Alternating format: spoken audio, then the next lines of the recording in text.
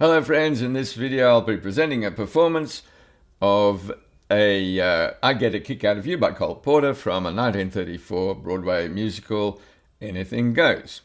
After that I will give a line-by-line analysis of what I've done with my interpretation in terms of breathing and meter, that is perhaps how you can clump together words to make the line flow more easily, and a few little other things like transitioning from one word to another or bending a word.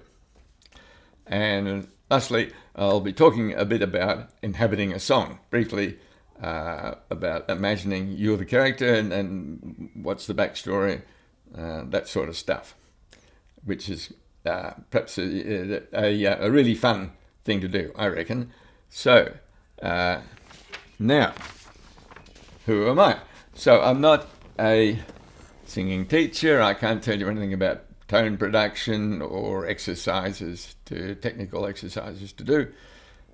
So what is my background? I was a member of a 4-part 100-voice classical choir for some years, singing bass, which was a great experience, really good. I've been a member of a Brazilian trio for some years as an instrumentalist. I've been a composer. I'm currently arranging Brazilian choro for piano and another instrument. And I've had a solo gig in a cafe, piano and voice. And I've been in orchestras. And I've been an actor. So there you go. With all of that, I think I can know something about what I'm talking about. And in addition, for the past number of years, I've been really enjoying learning songs, and I've been passionate about analysing what's the best way of making a song come across to an audience. So I hope you're motivated to keep watching, and I'll see you on the other side.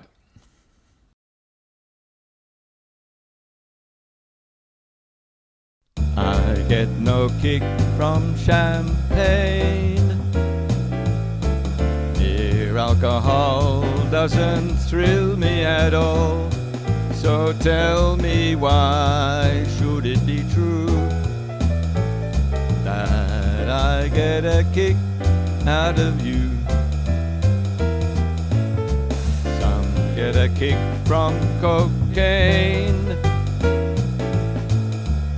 Sure that if I took even a sniff, it would bore me terrifically too. But I get a kick out of you. I get a kick every time I see you standing there before me. Get a kick, though it's clear to me you obviously don't adore me. I get no kick in a plane, flying too high with some gal in the sky is my idea of nothing to do. I get a kick out of you. All right, here we are. Now, we've just heard my performance of this, of I Get a Kick Out of You, and I can make a couple of comments on my performance. Firstly, the notes were pretty well in tune, which is a really prerequisite, I guess. If nothing else, get your notes. We need to get our notes in tune as much as we can, otherwise the audience gets a bit restive and not happy. Now, all right, the phrasing was good, and I didn't quite achieve what I intended, because I went sure bore me terrifically too, whereas I really intended, and I usually sing it like bore me terrifically too, but I was worried about the microphone and the camera and everything, so but it was okay. and I had a bit of a bum note coming down from the very top in the plane. Okay, now let's analyze some of these lines, because I want to show you how you can actually analyze what you're singing and try different things and see if you're happy with your interpretation. So I get no kick from champagne. So why do I emphasize champagne? Well, so I'm not sure, but I think it's because it's a drink to savor, and I like to savor the word. That's all I can think of. Now, mere alcohol doesn't thrill me at all, so tell me why should it be so true? So, mere alcohol, so I'm clumping alcohol together and thrill me at all together. Why should it be true? Clumped together again. And this means it's sort of a rubato effect, robbing of time. So we're talking about meter here. Mere alcohol doesn't thrill me at all. So thrill me at all, I want to end at a particular place in the meter. So it means I have to stretch out. Doesn't thrill me. I have to stretch out the previous word, and that's how I look at clumping together words to make them sound more natural. But now, here's something interesting. I listened, when I was doing my research here, in addition to the wonderful Frank Sinatra, I listened to someone called Sutton Foster. This is a woman, who was in the play Anything Goes, and she was singing that part, and she just kills it, nails it, whatever you call it. Wonderful singer. I want to find out more about Sutton Foster. This was about 6 years ago, I think. And what's interesting is she sings the second line strictly in time. I couldn't believe it. Mere alcohol doesn't thrill me at all. And it works. But I'll tell you why I think it works. It's a different context. Firstly, she's got the sort of rather funky Cole Porter backing.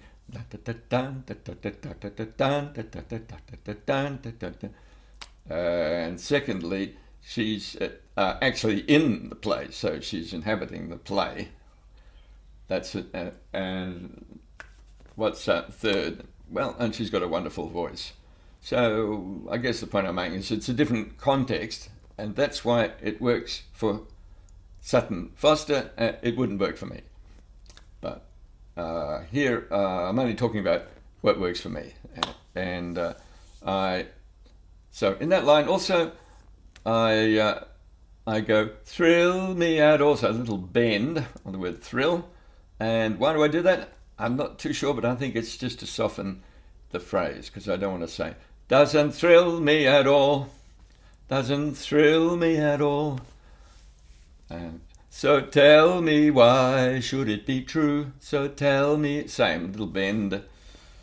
It's slightly humorous and slightly softer than tell me why should it be true. It's a rhetorical statement. It's not a real question.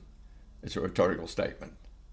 Why should it be true? Why should it be true? I wonder. I'm just bored with life, but you excite me. Why should that be true? Anyway, so, but I get a kick out of you. So, what do I do with this? I do take a breath after kick, although you could think of it as one phrase, I get a kick out of you, but to me it just works better if I take a breath. I get a kick out of you. And also I want to make the point that I don't punch this line out, because it's even perhaps a little embarrassed to be saying this to the girl. I get a kick out of you, you know. And we learn later that he does nothing but irritate her. But we know they'll get together eventually. And so I don't punch it out. I get a kick out of you. A la Sinatra, I downplay it. And this is also illustrating inhabiting the part, inhabiting the character who's singing the song, especially if it's a sort of a story like this. It's an investigation of his own feelings. I'm saying his because I'm a he, and so the song works perfectly just as well by singing it as a male, and so inhabiting the character as if you're an actor. Okay, now let's have a look at the second verse. I know this is going a long time, but it's a number of points I want to make, and I just feel like making them. And okay, let's go. Some get a kick from cocaine. Exactly the same as the first line, I find out when I think about it. Exactly the same. Now, I'm sure that if I took even one sniff, it would bore me terrifically too. I think it's good to really ham up that charming, clever rhyme, terrifically by Cole Porter. If I took one little sniff, bore me terrific. Fantastic playing around there by Cole Porter. Now the bridge, okay, we've done the second verse, we've got the bridge. I get a kick every time I see you standing there before me. So there's some little bends that I go on with. I'm not quite sure why, but if I listen to myself sing, I get every time, I get a kick every time I see you standing there before me. I don't know, but just saying, you have options when you're singing, and you can put these little bends in, and you can try them out and see if they work or not. And often they don't. Often, if you put a bend in, it'll just destroy the line. Can, absolutely. I've noticed this often when I'm playing around. But here, it works for me. I get a kick, though it's clear to me, you obviously don't adore me. Again, playing it down. You don't need to ham this up. Playing it down, it makes it even more effective because they're strong words. It's a really strong line. It's perhaps the best line in the whole song. I don't know. You don't adore me. Clear to me. I get a kick, though it's clear to me. And I take a breath there. Clear to me. You obviously don't. And third and last verse, I get no kick in a plane. So I sing this as if I've said I get no kick, and then better think of some way to end the line. In a plane. That's how I do it. That's how I visualize the person as an actor thinking up what he's going to say. Now, this is the climax line. This is amazing. We'll talk about it. Flying too high with some gal in the sky is my idea of nothing to do. So we have a scale. This is extraordinary. We have a scale. Da da da da da da da da da da da da da da da da. 11 notes. 11 notes. Scale. Before we started with a short scale. Mere alcohol doesn't thrill. Mere alcohol doesn't thrill. Second verse, a slightly longer scale. I'm sure that if I took even. I'm sure that if I took even. And finally, when we're going up in the plane, we have an enormous scale, long scale, which you wouldn't find very often in the repertoire of song. Flying too high with some gal in the sky is 11 notes, believe it or not. Wonderful, wonderful writing. And nothing to do, well, they're all falling out of the plane, or someone is out of the plane. But I get a kick. And then, what do you do with the last line? There's there's a number of different ways of singing. And one way that appeals to me, I get a kick, I get a kick, go up one note, and then back, I get a kick, out of you, etc., etc., etc. So that's my analysis. And again, just reiterating the points I want to make. You can analyze. Spontaneity isn't necessarily how to approach a song.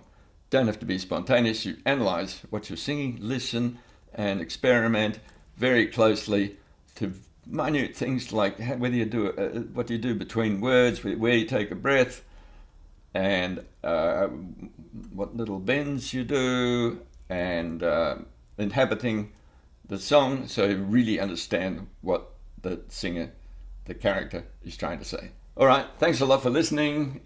If you've come this far with me, and hit subscribe if you'd like to hear more, and I'll see you in the next one. Bye.